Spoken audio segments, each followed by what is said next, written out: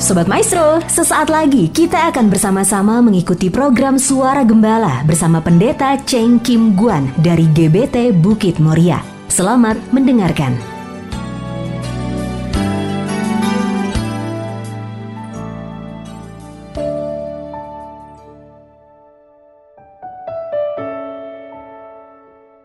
Shalom, Ibu, Bapak, Sobat Maestro terkasih dimanapun berada. Kembali melalui program Suara Gembala, saya Pendeta Cheng Kim Guan mengunjungi dan sekaligus menyapa seluruh Sobat Maestro dimanapun berada untuk kita sama-sama dapat masuk dalam perenungan akan firman Tuhan yang akan kita awali terlebih dahulu dengan doa.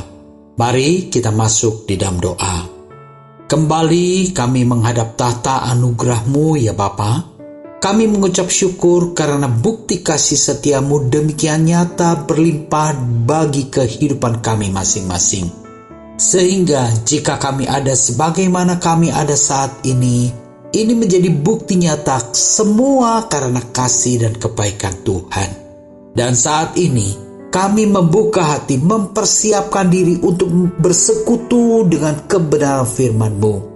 Dari sebab itu urapi kami semua ya Bapa, perkenan kami bersekutu dengan kuasa firman-Mu. Sebab firman-Mu itulah makanan rohani bagi kami, yang akan menumbuhkan pengharapan dan iman percaya kami, yang akan memberikan pemahaman dan pengertian kepada kami, bagaimana kami harus menjalani kehidupan di dalam taat dan tuntunan akan firman-Mu. Berbicaralah bagi kami semua ya Bapa, sebab kami rindu akan firman-Mu. Dalam nama Tuhan Yesus Kristus, hamba panjatkan peralaskan segala doa ini. Haleluya. Amin. Puji Tuhan. Ibu, Bapak, Sobat terkasih, pada kesempatan kali ini kita akan merenungkan satu tema yang berjudul Menjadi Bijaksana. Menjadi bijaksana merupakan satu bentuk perubahan. Tadinya kurang bijak, bertambah bijak, dan terus menjadi bijaksana. Menjadi bijaksana ini adalah satu proses. Tidak mungkin menjadi bijaksana itu instan, tetapi harus melalui satu proses demi proses. Nah, kita akan melihat dari sudut pandang firman Tuhan, bagaimana orang menjadi bijaksana sesuai dengan tuntunan daripada firman Tuhan. Puji syukur pada Tuhan. Hal yang utama yang harus kita awali untuk mengalami satu perubahan menjadi bijaksana, yaitu mengevaluasi diri sendiri untuk tujuan membenahi diri sendiri. Kita harus belajar mengevaluasi diri sendiri, membenahi diri untuk menjadi lebih baik berdasarkan tuntunan firman Tuhan.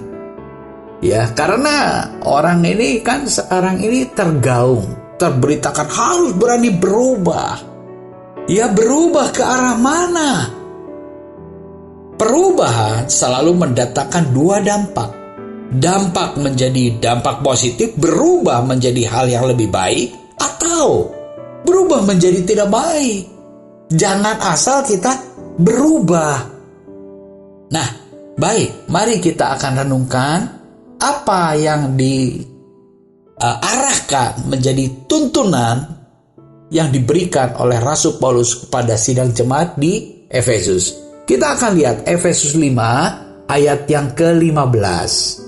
Karena itu, perhatikanlah dengan saksama bagaimana kamu hidup.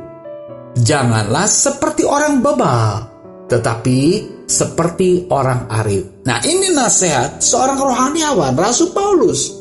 Menasihatkan, perhatikanlah dengan saksama bagaimana kamu hidup. Nah, ini yang saya maksudkan tadi dengan mengevaluasi diri, bercermin diri, memeriksa diri.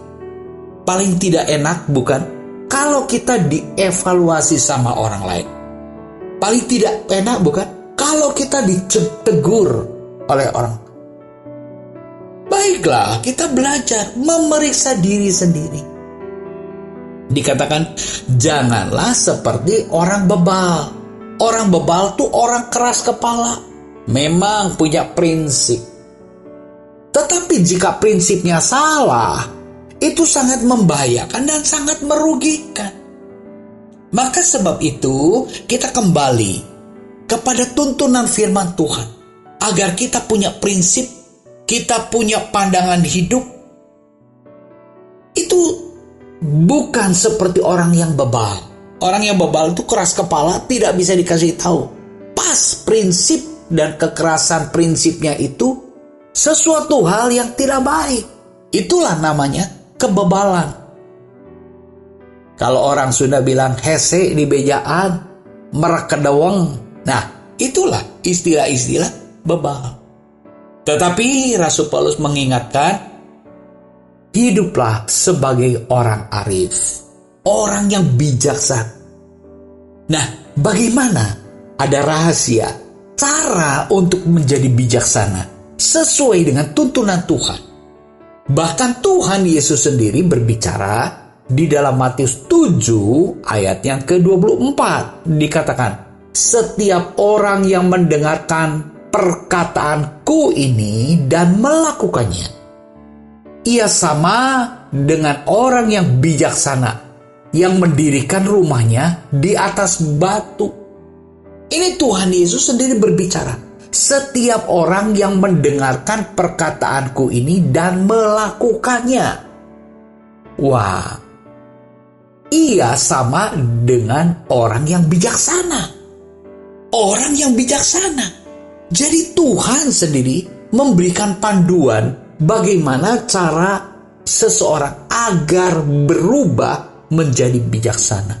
Yaitu apa? Dengan mendengarkan perkataanku, mendengarkan firman Tuhan, mendengarkan dengan saksama, mendengarkan dengan cermat, mendengarkan dengan teliti, sehingga kita memahami firman Tuhan. Setelah kita memahami firman Tuhan, baru kita dapat melakukan firman Tuhan secara benar, secara tepat. Jadi firman Tuhan itu harus didengar dengan cermat, dengan perenungan, dengan sikap hati yang siap, dengan konsentrasi yang penuh. Supaya apa? Firman Tuhan itu memberikan pencerahan, penerangan. Setelah kita paham, kita melakukannya. Nah, itulah cara untuk kita mengalami perubahan demi perubahan menjadi orang yang bijaksana. Kenapa kebijaksanaan itu diperlukan? Karena kita hidup menghadapi tantangan, hidup menghadapi pergumulan. Dikatakan di dalam Matius 7 ayat 25. Kemudian turunlah hujan, datanglah banjir, lalu angin melanda rumah itu. Tetapi rumah itu tidak rubuh sebab didirikan di atas batu. Jadi rahasia seseorang untuk menjadi bijaksana Tuhan ajarkan. Dan sekaligus Tuhan juga mengajarkan mengapa orang harus berubah menjadi bijaksana. Karena hidup ini tidak lepas dari yang namanya pergumulan, tekanan. Turun hujan, itu tekanan dari atas. Datang banjir, tekanan dari samping, dari kiri, kanan, belakang. Dan angin melanda rumah itu, angin dari segala penjuru. Itulah gambaran kehidupan manusia di dalam dunia ini. Jadi kalau kita menghadapi tekanan, permasalahan, kok rasanya gak berhenti-berhenti, itu menunjukkan bahwa kita ini memang masih hidup di dalam dunia yang penuh dengan tekanan, masalah, pergumulan. Itulah sebabnya kita perlu menjadi bijaksana. Tetapi rumah itu tidak rubuh sebab didirikan di atas batu. Ketika ada tekanan, ada ujian, ada berbagai macam masalah dari segala sudut, orang yang bijaksana tetap dapat berdiri tegak. Puji syukur kepada Tuhan. Sebagaimana digambarkan, rumah itu tidak rubuh. Kenapa? Karena diletakkan di atas batu. waktu di atas fondasi kebijaksanaan. Puji syukur pada. Nah, kita akan melihat kita perlu bijaksana dalam memanfaatkan kesempatan. Bijaksana dalam melihat waktu. Kembali ke Efesus 5 ayatnya yang ke-16. Dan pergunakanlah waktu yang ada, karena hari-hari ini adalah jahat. Ya, jadi di dalam Efesus 5 ayat 16 Paulus mengingatkan, pergunakanlah waktu yang ada, pergunakanlah kesempatan yang ada, jangan sia-siakan waktu.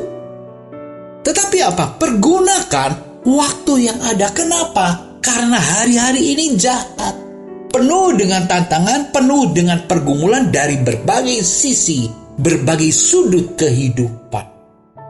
Seperti yang tadi, hujan, badai, angin, wah banjir dari mana-mana ya.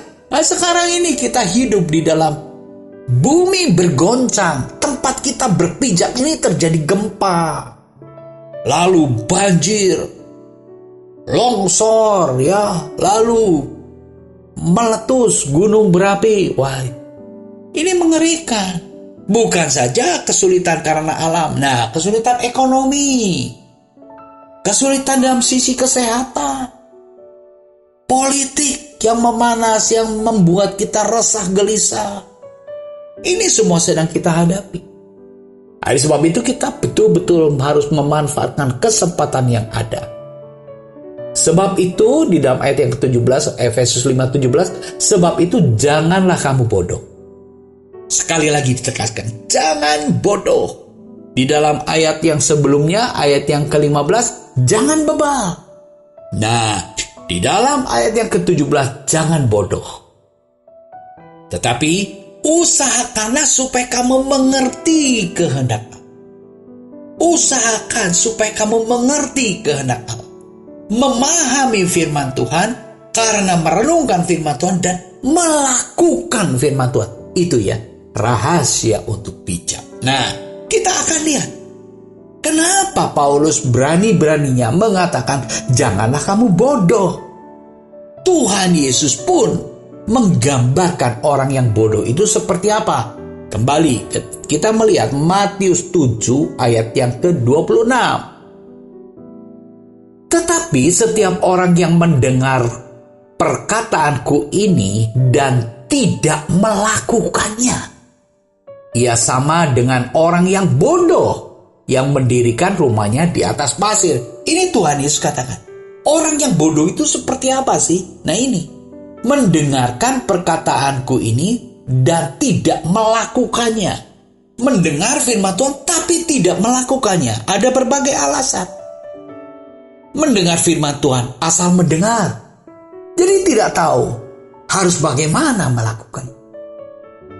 Mendengar firman Tuhan tapi salah mendengar. Kenapa bisa salah mendengar? Karena salah yang memberitakan, jadi tidak bisa melakukannya. Kenapa ada orang yang mendengar tapi tidak melakukannya? Ya ini ketaatannya cuma sebagian. Mendengar firman Tuhan, aduh senang rasanya mendengar firman Tuhan, terhibur, sukacita. Kalau dengar firman Tuhan tuh, waduh rasanya nyaman, tenang. Tapi tidak pernah melakukan. Ini banyak jenis yang demikian. Keluar masuk gereja, waduh tahunan ikut gereja, ikut seminar ini dan itu. Banyak mendengar firman Tuhan, tapi tidak mengalami perubahan-perubahan hidup yang menuju kepada kebijaksanaan. Nah itulah orang-orang yang bodoh. Banyak waktu digunakan untuk satu bentuk kesia-siaan, tetapi tidak mendampakkan pada dirinya perubahan menjadi bijak. Nah ini, mendengar firman Tuhan tapi tidak melakukan. Tahu firman Tuhan tapi tidak melakukan. Bodohnya itu ketulungan. Nggak ketulungan gitu maksudnya ya. Nah di dalam Matius 7 ayat 27, kemudian turunlah hujan dan datanglah banjir, lalu angin melanda rumah itu,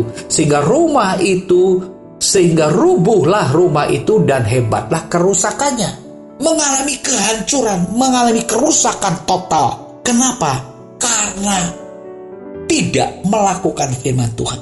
Karena karena bodoh. Jadi orang yang tidak memanfaatkan waktu dengan sebaik-baiknya, itu adalah orang yang bodoh. Apa buah yang dipetik dari kebodohan? Kehancuran, keluluh lantakan.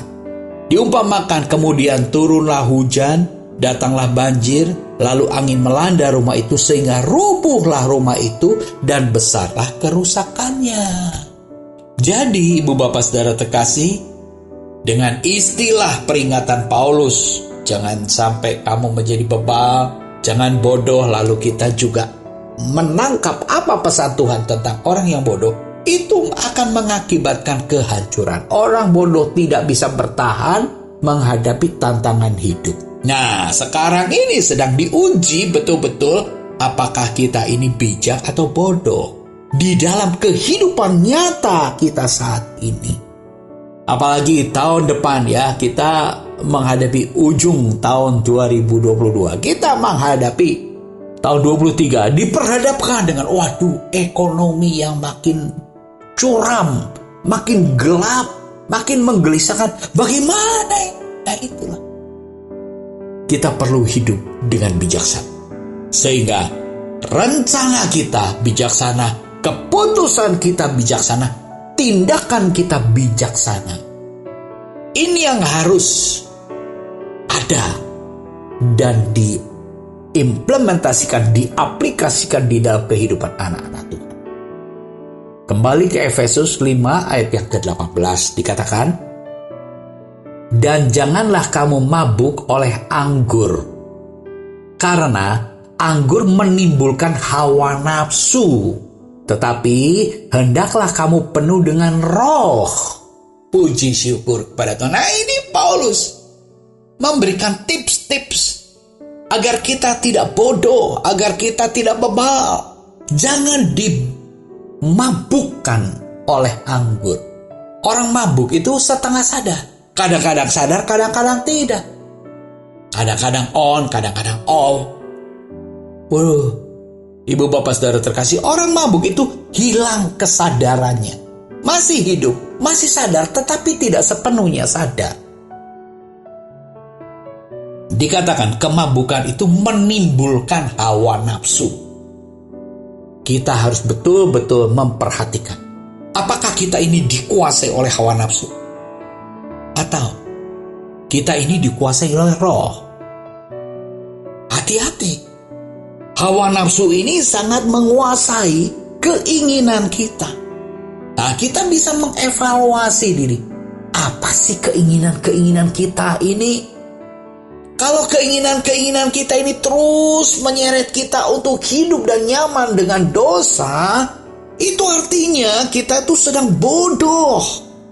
Sedang dikuasai oleh anggur yang memabukkan dan diseret oleh hawa nafsu. Tetapi Paulus memperingatkan, tetapi hendaklah kamu penuh dengan roh besar, penuh dengan roh Allah. Ini ciri kehidupan anak-anak Allah. Semua orang yang dipimpin roh Allah adalah anak-anak Allah.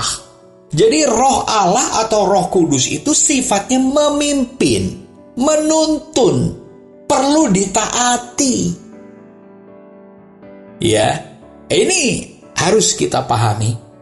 Sehingga kita sebagai anak-anak Tuhan tuh punya satu landasan, satu acuan. Kemana arah ketaatan kita? Kita ini harus taat kepada pimpinan roh Allah. Roh Allah ada di mana? Ada di dalam pribadi kita masing-masing. Sebab kita ini adalah umat tebusan Tuhan yang dimeterai oleh roh Allah. Izinkan roh Allah menguasai kehidupan kita. Menyetir kehidupan kita. Mendrive kehidupan. Supaya roh kita tetap menyala-nyala. Beribadah dengan penuh semangat. Melayani Tuhan dengan penuh semangat dan kuasa roh Allah. Jadi kita perlu bijak di dalam memanfaatkan waktu dan kesempatan. Lalu kita akan lihat bagian berikutnya, yaitu bijaksana menjaga harta yang terpendam. Menjaga harta yang terpendam. Apa itu? Menjaga hati, ya. kita perlu menjaga hati. Roh Kudus ada di dalam kita. Kita perlu menjaga hati kita. Kita kembali ke dalam Efesus 5 ayat yang ke-19. Dan berkata-katalah seorang kepada yang lain dalam mazmur, kidung puji-pujian dan nyanyian rohani. Bernyanyi dan bersoraklah bagi Tuhan dengan segenap hati. Maka sebab itu kita perlu menjaga hati. Karena dari dalam hati itu keluar apa yang kita perkatakan. Kalau hati kita penuh dengan kesungut-sungutan, penuh dengan ketidakpuasan, penuh dengan kepahitan, penuh dengan kekecewaan, maka perkataan kita itu perkataan persungutan, keluh kesah. Tetapi jika Paulus menasihatkan, berkata-katalah seorang kepada yang lain dalam mazmur, kidung pujian dan nyanyian rohani. Bernyanyilah dengan sorak-sorai bagi Tuhan. Wah, itu artinya hati kita harus dijaga dengan sorak-sorai sukacita Tuhan. Sukacita Roh Kudus. Puji syukur kepada Tuhan. Ini hati kita yang harus dijaga. Hati kita ini harta yang terpendam. Orang bijaksana mampu menjaga hatinya. Orang bijaksana tampak kebijaksanaannya yang ada di dalam hati itu muncul dalam apa yang dia katakan, dalam apa yang dia rencanakan, dan dalam apa yang dia lakukan. Orang bijaksana itu kelihatan dari tindakannya, terdengar dari ide, gagasan, keputusan. Dari sebab itu di dalam Amsal 4 ayat yang ke-23, jagalah hatimu dengan segala kewaspadaan, karena dari situlah terpancar kehidupan. Dari dalam hati itu terpancar kehidupan. Apakah kita itu bebal atau arif? Itu rahasianya, karena pancaran apa yang ada di dalam hati kita. Puji syukur pada Tuhan. Jadi orang yang bijaksana, bijak di dalam menjaga hatinya. Itulah harta yang terpendam. Kembali ke dalam Efesus 5 ayat yang ke-20. Ucapkanlah syukur senantiasa atas segala sesuatu dalam nama Tuhan kita Yesus Kristus kepada Allah dan Bapa kita. Dan rendahkanlah dirimu seorang kepada yang lain di dalam takut akan Kristus. Nah ini, ucapkanlah syukur senantiasa kepada Allah dalam segala sesuatu. Mengucap syukur dalam segala sesuatu. Mengucap syukur dalam segala situasi dan kondisi. Baik kita sedang menghadapi tekanan dari atas, baik kita sedang menghadapi tekanan dari samping, kiri, kanan, atas, bawah, baik kita juga sedang menghadapi badai kehidupan dari segala penjuru bumi. Senantiasa mengucap syukur. Itulah kunci kekuatan orang-orang bijak. Sebab apapun badai yang terjadi melanda kita, kita tidak akan rubuh. Kita tetap berdiri tegak. Kenapa? Karena kita menjadi orang-orang yang bijaksana dengan cara mendengar firman Tuhan, melakukan firman Tuhan. Puji syukur pada Tuhan. Menjadi bijaksana karena takut melanggar ketetapan firman Tuhan. Puji syukur pada Tuhan. Biarlah renungan berubah menjadi bijaksana ini memberkati kita semua. Puji Tuhan, mari kita berdoa. Terima kasih Tuhan untuk beberapa ayat firman-Mu yang kami renungkan bersama pada kesempatan kali ini. Tuhan memberkati kami semua. Tanamkan roh Allah makin membara, makin menyala, menuntun kami untuk berpikir bijak, berkata bijak, dan bertindak bijak. Terima kasih untuk perenungan firman pada kesempatan kali ini. Dalam nama Tuhan Yesus Kristus, sama panjatkan peralaskan segala doa ini. Haleluya. Amin.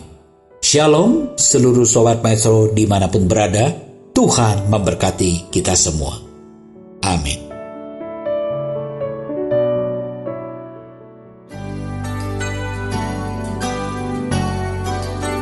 Sobat Maestro, Anda baru saja mendengarkan program Suara Gembala bersama Pendeta Cheng Kim Guan dari GBT Bukit Moria. dengan tempat ibadah Jalan Bojong Raya Komplek Permata Indah, Blok J nomor 24 Bandung. Phone 0822 1614 3298. Terima kasih atas kebersamaan Anda. Tuhan Yesus memberkati.